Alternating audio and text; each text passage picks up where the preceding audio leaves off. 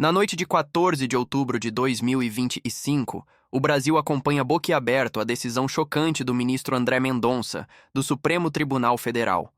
Mandou bloquear cerca de 390 milhões de reais em bens, valores e bens imóveis vinculados ao Sindicato Nacional dos Aposentados, Pensionistas e Idosos, SINDNAP. A justificativa é grave. Esses recursos seriam equivalentes aos descontos tidos como ilegais, feitos pela entidade sobre benefícios do INSS sem autorização dos segurados. O bloqueio não é pontual, mas atinge o patrimônio acumulado entre 2021 e janeiro de 2025, segundo a denúncia da Polícia Federal, que pediu a medida cautelar. A decisão foi tomada no dia 6 de outubro, logo após a PF deflagrar uma nova fase da Operação Sem Desconto, que investiga cobranças indevidas, lavagem de dinheiro e organização criminosa voltada a lesar aposentados e pensionistas. Na petição ao STF, a PGR, Procuradoria-Geral da República, apontou movimentações financeiras atípicas dentro do SINDNAP, pulverização de recursos, transferências entre empresas de fachada e pagamentos a pessoas ligadas à diretoria. O procurador-geral Paulo Gonet afirmou que é preciso impedir que o produto do ilícito permaneça em mãos daqueles que o subtraíram. É um abalo institucional profundo. Uma entidade que se apresenta como representante dos mais vulneráveis agora é suspeita de usurpar suas próprias bases. Quem mais se assusta? Os aposentados, muitos já fragilizados, que veem seus proventos virarem alvo de engenharia contábil sob justificativas obscuras. A bomba política explode quando se descobre.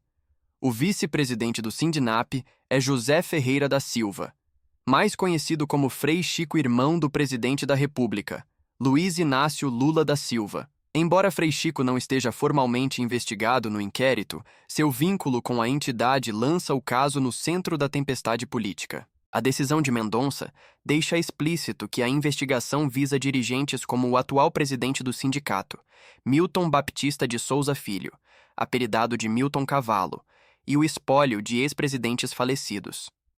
A ação também atinge empresas que, segundo os autos, serviriam como fachada para escoamento de recursos. O SINDNAP reagiu com uma nota. Afirma estar colaborando integralmente com autoridades e chama o bloqueio de abusivo. Em rede social, disse: "Sabemos que este tipo de situação pode causar insegurança, principalmente entre nossos associados, que em sua maioria são idosos. Mas o SINDNAP segue firme em sua missão de proteger e representar vocês." Na CPMI mista do INSS, convocado no mesmo dia da Operação Federal, Milton Baptista compareceu com o habeas corpus concedido pelo ministro Flávio Dino. Ele se calou diante de boa parte das perguntas dos parlamentares. Só rompeu o silêncio ao responder ao deputado Paulo Pimenta, PTRS, que questionou o papel de Frei Chico no sindicato. Ele nunca teve função administrativa, apenas atuação política e de representação sindical. "Nunca precisei pedir a ele qualquer ajuda junto ao governo", disse ele, tentando afastar a tese de que Frei Chico seria peça operacional no esquema. Mesmo assim, vozes de oposição exigem que Frei Chico seja convocado à CPMI do INSS para responder seus vínculos e eventuais responsabilidades, justamente para entender até que ponto a proximidade familiar virou instrumento de poder. Mais amplo do que apenas um sindicato, esse escândalo se insere num contexto maior, o chamado esquema de fraudes no INSS, ou farra do INSS, investigado desde 2024 pela CGU, PF e PGR. Estimativas convergem para prejuízo bilionário e milhares de beneficiários lesados. Segundo levantamentos, muitos beneficiários relataram descontos de associações ou entidades que jamais autorizaram parcelas minúsculas que se transformam em somas vultosas quando multiplicadas por milhões de aposentadorias. Havia uma espécie de convênio com o INSS, supostamente formalizado. Mas a investigação indica que os contratos foram usados como porta de entrada para descontos automáticos não autorizados. A operação Sem Desconto já cumpriu centenas de mandados de busca e apreensão em diversos estados do país, apreendendo documentos, valores em espécie e registros contábeis que mostram um sistema de subdivisão e lavagem de dinheiro. Há indícios de que o Sindinap e outras entidades transferiam quantias para empresas de fachada e contas de parentes de dirigentes para esfriar o rastro financeiro.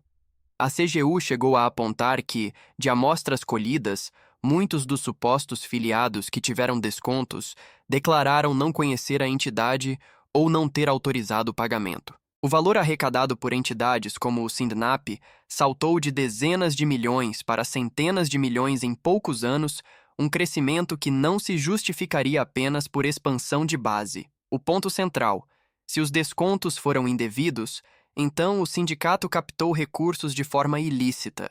Se os recursos passaram por empresas de fachada e foram multiplicados, há indícios de lavagem. E essas suspeitas pesam diretamente sobre quem dirigia e colaborava com a estrutura. A repercussão política é enorme e inevitavelmente partidária. Embora a narrativa editorial desejada peça neutralidade, o cenário real impõe tensões. A direita, que historicamente coloca a moralidade pública como um pilar, vê nessa decisão uma validação de que o sistema jurídico pode agir contra privilégios. Já setores ligados ao governo Lula se apressam em apresentar a medida como perseguição política ou excesso judicial. Líderes da direita no Congresso reagiram efusivamente. Alguns parlamentares pedem que Frei Chico seja imediatamente convocado para depor perante a CPMI, e até que Lula explique se tinha conhecimento do movimento dentro do sindicato que carrega o sobrenome de sua família. Outros sugerem a abertura de novas frentes de investigação sobre contratos celebrados entre o INSS e entidades representativas. No STF, o pedido de bloqueio segue trâmite e poderá ser alvo de agravos, e recurso à defesa do Sindinap promete recorrer alegando abuso de poder. Se o bloqueio for mantido, os recursos ficarão indisponíveis até decisão final, o que pode inviabilizar pagamentos administrativos e operações da entidade. Para os aposentados, o cenário é incerto. Muitos aguardam esclarecimentos de onde foi parar o dinheiro que deveria representá-los. Se a justiça confirmar desvios, haverá champanhe para quem defendeu a tese de que direita sempre lutou contra a impunidade, mas haverá também revolta entre quem se sentiu traído por quem dizia defendê-los. A trama segue em aberto. Será que Frei Chico será responsabilizado por algo que dizem não ter administrado? Lula vai precisar responder politicamente? A CPMI vai conseguir fatiar o nó e remeter culpados? E, acima de tudo, como milhares de aposentados vão reaver cada centavo que lhes foi tomado, se for confirmado que realmente foi? Uma certeza paira: estamos diante de um escândalo com ramificações profundas judiciais, políticas e humanas, e cada capítulo que se abrir daqui para frente tende a sacudir com mais força o que muitos ainda tratam como conchavo sindical. Quando a noite cair sobre Brasília e as luzes dos gabinetes se apagarem, ficará no ar uma única certeza: o nó se apertou. O bloqueio de 390 milhões de reais no Sindinap, ordenado por André Mendonça, marca não apenas mais uma fase de investigação, marca o ponto de virada em uma história que pode reescrever alianças políticas, reputações e o futuro de muitos que acreditaram no sindicato como amparo. Até aqui, a trama parecia distante para a maioria dos brasileiros. Investigações, relatórios, sigilos quebrados, mandados de busca. Mas hoje, ela salta dos autos para a sala de estar com nome, sobrenome, parentesco e sombra de poder. O fato de o vice-presidente do Sindinap ser Frei Chico, irmão do presidente Lula, acelera os corações dos que acompanham e daqueles que ainda fingem que não acompanham. As peças no tabuleiro já se movem com violência. Quem dirá, amanhã, que não viu? Logo após a decisão, a vigília política se intensificou.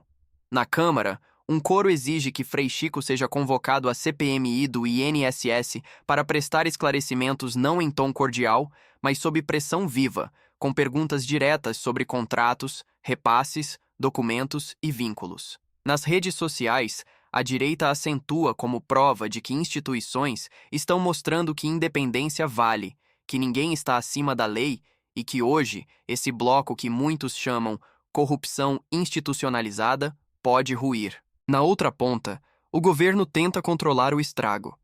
Aliados destacam que o bloqueio ainda não é condenação, que o STF está agindo dentro da lei e que Lula jamais teve ingerência nas operações do sindicato. Os porta-vozes do Planalto associam o episódio a excessos jurídicos ou judicialização da política. Mas já é tarde. O caso escancarou que, na prática, política, parentesco e estrutura sindical podem se confundir e, quando descobre-se o fosso entre quem representa e quem lucra, a indignação pública cobre o silêncio de qualquer nota oficial. Se Mendonça mantiver essa mão firme mesmo diante de recursos, agravos e apelos de ministros aliados, haverá um novo parâmetro no Brasil, que os exércitos sindicais, antes vistos como quase intocáveis, também poderão ser esmiuçados. Se a justiça confirmar que o Sindinap operou como uma máquina de descontos indevidos, lavagens e contratos simulados, as repercussões não serão apenas judiciais, serão políticas e eleitorais. Do outro lado, aposentados e pensionistas vítimas em potencial não vão mais aceitar ouvir promessas. Eles querem resultados, de preferência imediatamente, que cada centavo seja rastreado, que quem usurpou os direitos dos mais vulneráveis pague, que os defensores do Estado de Direito tenham condição de provar sua força. E quanto a Frei Chico? Se for convocado, se vier e se enfrentar o calor das perguntas com coragem ou silêncio, estará na travessia mais dramática de sua vida pública. Irmão de presidente pode servir de escudo ou spot de calor intenso, dependendo de quantos podres aparecerem. Quanto a Milton Cavalo Batista, até agora calado, tudo indica que tem na prisão do silêncio a tática de resistência. Não podemos ignorar. O Brasil sempre mudou nos momentos chocantes, nos estouros públicos que expõem o que muitos acreditavam protegido. Esse final pode ser o estopim de algo maior que derrube mitos, que alargue linhas entre poder e responsabilidade, que force partidos e lideranças a escolher lados. A pergunta que fica: será que o império que se dizia defensor dos idosos sobreviverá ao apagão das suspeitas ou se desintegrará sob o peso das provas? No dia seguinte a essa noite, vamos acordar com um Brasil que sabia demais e que já não aceita que direita seja sinônimo de combate à impunidade. Que a história julgue.